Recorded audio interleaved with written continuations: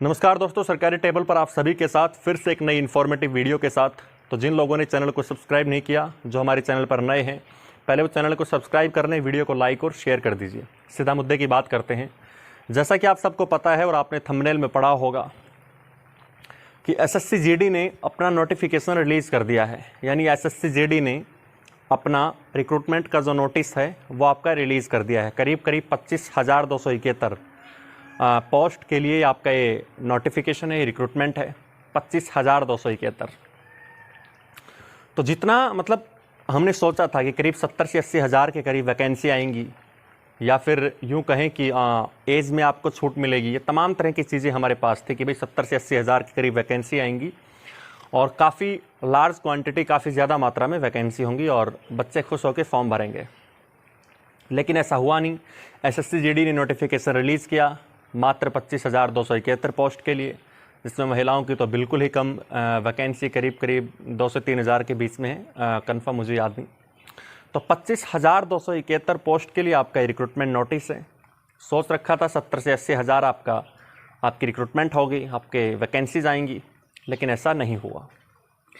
ऊपर से नोटिफिकेशन में आपने देखा होगा कि सीआरपीएफ यानी सेंट्रल रिजर्व पुलिस फोर्स और एनआईए यानी कि नेशनल इन्वेस्टिगेशन एजेंसी, इन दो डिपार्टमेंट्स की तो कोई वैकेंसीज नहीं है, मतलब ज़ीरो, नील।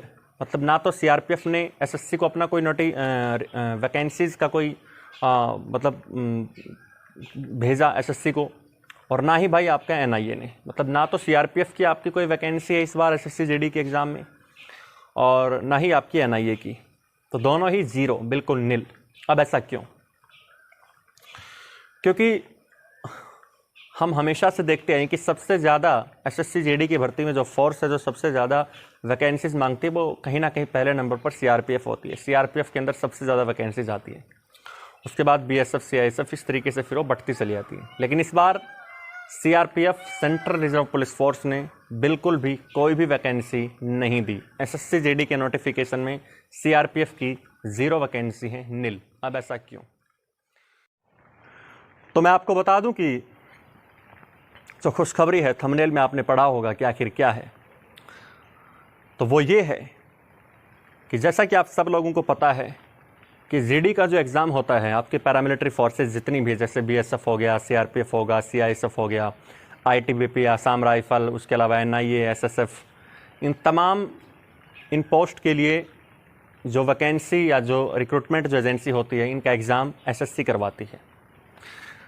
तो एसएससी ने इस बार नोटिफिकेशन रिलीज़ किया सीआरपीएफ और एनआईए की आपकी ज़ीरो वैकेंसी है। ऐसा क्यों? तो ऐसा इसलिए क्योंकि सीआरपीएफ, और जो खुशखबरी है वो ये, ध्यान से सुनिएगा, क्योंकि सीआरपीएफ इस बार अपनी जीडी की भर्ती खुद करवाएगी। सीआरपीएफ इस बार अपनी जीडी की भर्ती खुद करवाएगी। यानी एक तो ट्रेड्समैन की भर्ती लेके आएगी सीआरपीएफ, और एक जीडी की भर्ती लेके आएगी।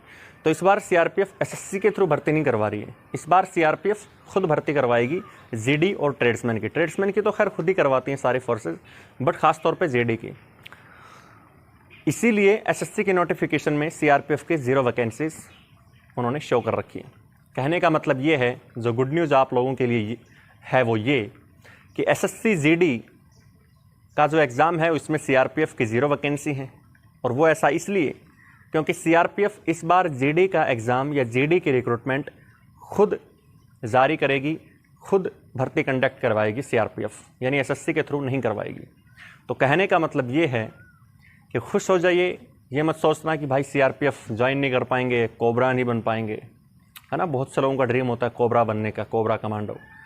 तो मैं आपको बता दूं कि चिंता करने की बात नहीं है, सीआरपीएफ खुद अपनी रिक्रूटमेंट करवाएगी जल्दी ही। और हो सकता है कि जितनी 25,271 रिक्रूटमेंट एसएससी जीडी ने जारी की है, इससे भी ज़्यादा वैकेंसी सीआरपीएफ जारी करे, समझ रहे हो, इससे भी ज़्यादा।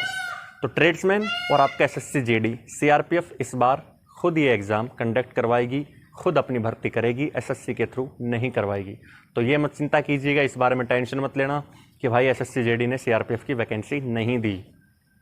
सीआरपीएफ की आपकी वैकेंसी आएंगी, क्योंकि सीआरपीएफ अपनी भर्ती इस बार खुद कंडक्ट करवाएगी जीडी और ट्रेड्समैन की। वीडियो से रिलेटेड कोई भी सवाल हो तो कमेंट सेक्शन में कमेंट करके पूछ सकते हैं, आपको आपके हर सवाल का जवाब मिलेगा। मिलते हैं फिर किसी और वीडियो के साथ। Thank you.